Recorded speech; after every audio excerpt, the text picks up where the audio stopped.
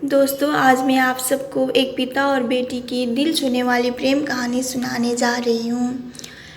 पत्नी अपने पति से कहती है, पता नहीं क्या हो गया है हमारी पायल को। कल रात को भी खाना नहीं खाया और रो भी रही थी। अभी सुबह जगाने गई तो फिर से रो रही थी। वजह पूछी तो बस इतना ही कही, प्लीज़ माँ मुझे अकेला छोड़ दो। मुझे लगता है कि शायद उसे किसी ने प्यार में धोखा दे दिया है। डर लगता है कि कहीं वह खुद को ना नुकसान पहुंचाए। पति थोड़ी खामोशी के बाद कहता है, ठीक है मैं देखता हूँ। इतना कहने के बाद वह अपनी बेटी के कमरे में जाते हैं। पायल कैसी हो बेटा? प्लीज़ पापा मुझे कुछ दिनों के लिए अकेला छोड़ दीजिए। ठीक है लेकिन एक शर्त है। बोलिए।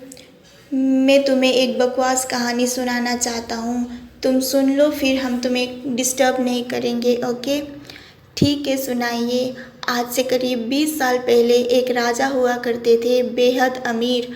उनके 2 बेटे थे। बड़ा बेटा बेहद आज्ञाकारी और ईमानदार था। उस राजा को अपने बड़े बेटे पर नाज था। उसकी शादी एक खूबसूरत लड़की से कर दी गई। फिर वह खूबसूरत लड़की राजा की बड़ी बहू गर्भवती हो गई। घर में खुशियाँ ही खुशियाँ छा गई। मगर राजा की जिद थी कि बेटा ही हो। फिर राजा ने अपने बहू के गर्भ का चेकअप करवाया तो पता चला गर्भ में लड़की है। राजा ने बेटे को हुक्म दिया कि लड़की को गिरा दिया जाए।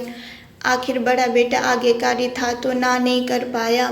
मगर पता नहीं उस पागल बेवकूफ़ को क्या सोचा कि 2 दिन बाद अपना राजपाट, धन दौलत, शानो शौकत सब कुछ छोड़ के अपनी गर्भवती पत्नी को लेकर महल से गायब हो गया। सच कहूँ तो वह बड़ा बेवकूफ़ और पागल था। लोग बेटियों को बोझ समझकर गर्भ में नष्ट कर देते हैं और एक बेवकूफ़ पागल एक बेटी के लिए तमाम सुख सुविधाओं को ठोकर मार दिया। वह बाप की बात मानता तो आज राजा उनकी जगह राजा का होता। ना जाने वह बेटी के लिए पागल बाप ना जाने किस हाल में होगा।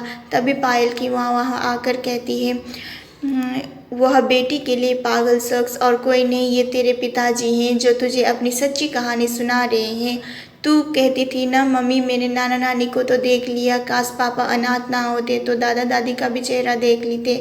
तेरे पापा अनाथ नहीं है। तू बड़ी होकर जिद ना करे दादा दादी से मिलने की, इसलिए तुझसे सच छुपाया गया है। फिर तेरे पापा ने तेरे पैदा होने के बाद एक कसम ली कि तेरे अलावा दूसरा संतान फिर कभी नहीं बनाएंगे। अखबार में इश्तिहार देकर तेरे दादा दादी ने बेटी को लेकर वापस आने की कहा। मैंने भी जोर दिया वापस जाने को, मगर तुझे गोदी में उठाकर तेरे पापा ने बस इतना ही कहा, जिस घर में मेरी प्रिंसेस की हत्या का फरमान निकाला गया हो वहाँ एक राजा कैसे सांसें ले सकता है। अब नज़ारा अलग था। पायल की आंखों में पापा के लिए सम्मान, उनकी मोहब्बत के लिए ढेर सारा प्यार और उनकी कुर्बानी के लिए इबादत करने की जी कर रहा था। आंसू थमने का नाम ले रहे थे, मगर सब कुछ सिर्फ पापा के लिए था। पापा ने बस आखिरी शब्द इतना ही कहा, मैं नहीं जानता बेटा कि दुनिया तेरे बारे में क्या सोचती है, मगर तू मेरे लिए बेहद अनमोल है। भले ही आज कहीं का राजा नहीं रहा, मगर तू कल भी आज सदा भी मेरी प्रिंसेस ही रहेगी।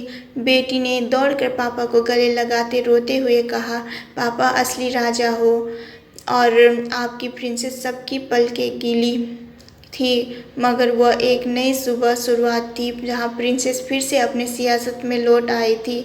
बेटियाँ माता पिता की आन बान शान होती है।